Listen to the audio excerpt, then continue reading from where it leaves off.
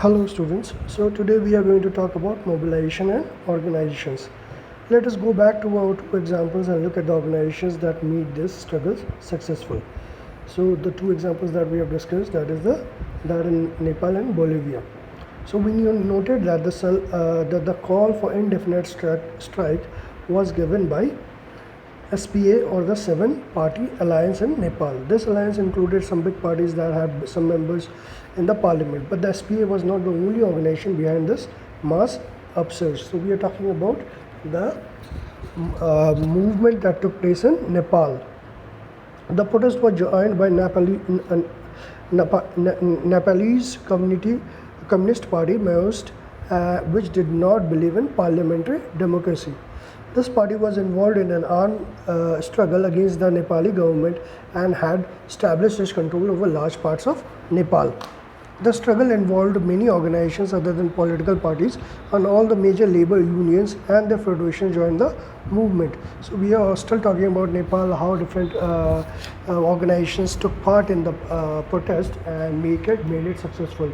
Not only political parties but also Maoist and also other organizations, labor unions and their federations also joined.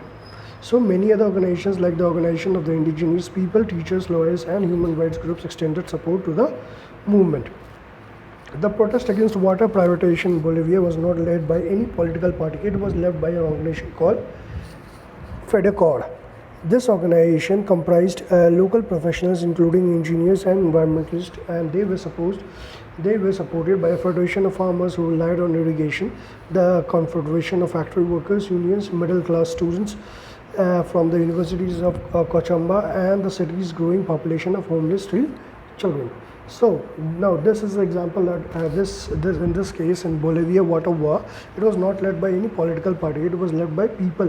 It was led by organizations known as FEDECOR, and also by farmers, also by university students, then also by factory workers unions and many more.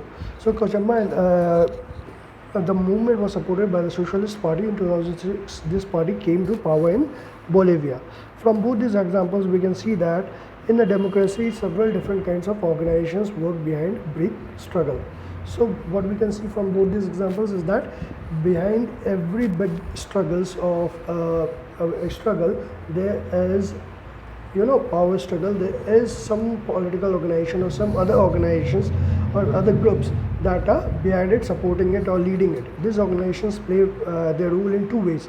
One obvious way of influencing the decisions in a democracy is direct participation in competitive politics. This is done by creating parties, contesting elections and forming governments. But every citizen does not participate so directly. They may not have the desire, the need or the skills to take part in a direct political activity other than voting. There are many indirect ways in which people can get governments to listen to their demands or their points of view. They could do so by forming an organization and undertaking activities to promote their interest or their viewpoints. These are called interest groups or pressure groups. Sometimes people decide to act together without forming organizations. So like in the case of Bolivia, there were no certain organization, only one organization started the revolution, but other people joined in. So at times there are two ways in which people instill democracy in a country or in a society. Is by one is joining a politics, being a part of a political party or something, and then second is starting a struggle, starting a power struggle, or starting a movement in terms against the wronginess or the unwillingness of the people. So to doing the right thing. So these are known as the pressure groups or interest groups. So in the next class we'll start with the pressure groups and movements.